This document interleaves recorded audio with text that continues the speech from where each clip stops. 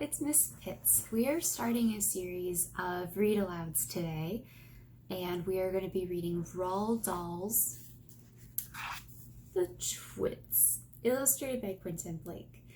Now, my fourth grade teacher had us read a lot of Roald Dahl, and I really enjoyed it, and it really inspired me to read more, especially with these interesting illustrations.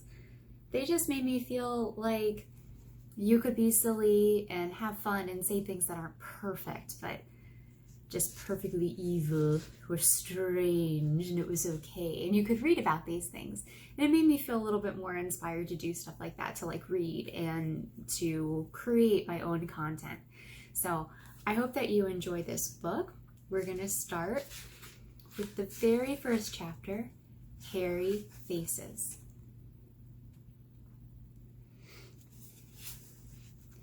What a lot of hairy-faced men there are around nowadays. When a man grows hair all over his face, it is impossible to tell what he really looks like. Perhaps that's why he does it. He'd rather you didn't know. Then there's the problem of washing. When the hairy ones wash their faces, it must be as big a job as when you and I wash the hair on our heads.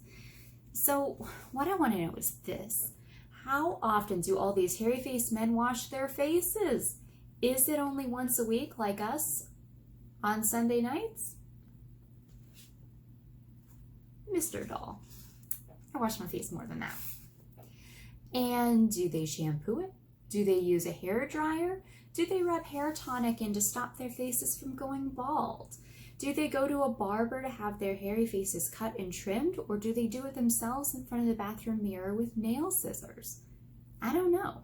But next time you see a man with a hairy face, which will probably be as soon as you step out onto the street, maybe you will look at him more closely and start wondering about some of these things. Mr. Twit.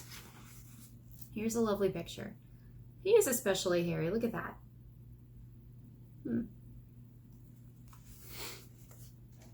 Mr. Twit was one of these very hairy-faced men. The whole of his face, except for his forehead, his eyes, and his nose, was covered with thick hair. The stuff even sprouted in revolting tufts out of his nostrils and ear holes. Mr. Twit felt that his hairiness made him look terrifically wise and grand, but in truth, he was neither of these things. Mr. Twit was a twit. He was born a twit, and at the age of 60, he was a bigger twit than ever. The hair on Mr. Twit's face didn't grow smooth and matted as it does on most hairy-faced men. It grew in spikes that stuck out straight like the bristles of a nail brush. And how often did Mr. Twit wash this bristly nail brushy face of his? The answer is never, not even on Sundays. He hadn't washed it for years. Dirty beards. I bet he's got a dirty beard. As you know, an ordinary unhairy face like yours or mine simply gets a bit smudgy if it's not washed often enough, and there's nothing so awful about that. But a hairy face is a very different matter. Things cling to hairs, especially food. Things like gravy go right in among the hairs and stay there. You and I can wipe our smooth faces with a washcloth, and we quickly look more or less all right again, but the hairy man cannot do that. We can also, if we're careful, eat our meals without spreading food all over our faces. Some of us, maybe not Miss Pitts, I think you guys know that. But not so the hairy man. Watch carefully next time you see a hairy man eating his lunch, and you will notice that even if he opens his mouth very wide, it is impossible for him to get a spoonful of beef stew or ice cream and chocolate sauce into it without leaving some of it on the hairs. Mr. Twit didn't even bother to open his mouth wide when he ate. As a result, and because he never washed, there were always hundreds of bits of old breakfasts and lunches and suppers sticking to the hairs around his face. They weren't big bits, mind you, because he used to wipe those off with the back of his hand or on his sleeve while he was eating. Okay, that's a solution, right? But if you look closely, not that you'd ever want to, you would see tiny little specks of dried up scrambled eggs stuck to the hair, and spinach and tomato ketchup and fish sticks and minced chicken livers and all the other disgusting things Mr. Twit liked to eat.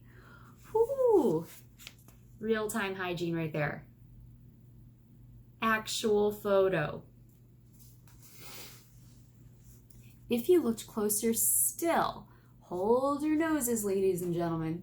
If you peered deep into the mustachy bristles sticking out over his upper lip, you would probably see much larger objects that had escaped the wipe of his hand, things that had been there for months and months, like a piece of maggoty green cheese or a moldy old cornflake or even the slimy tail of a tin sardine. Because of this, Mr. Twit never really went hungry.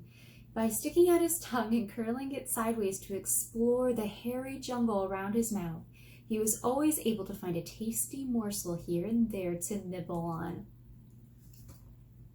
Oh, okay. All right. What I am trying to tell you is that Mr. Twit was a foul and smelly old man. He was also an extremely horrid old man, as you will find out in a moment. All right, so that's Mr. Twit. Next is going to be Mrs. Twit, and I don't know. Doesn't seem much better. Well, I hope you enjoyed our reading, and I hope to see you next time. I've very much enjoyed reading to you, and I hope that you enjoyed it as well. See you next time.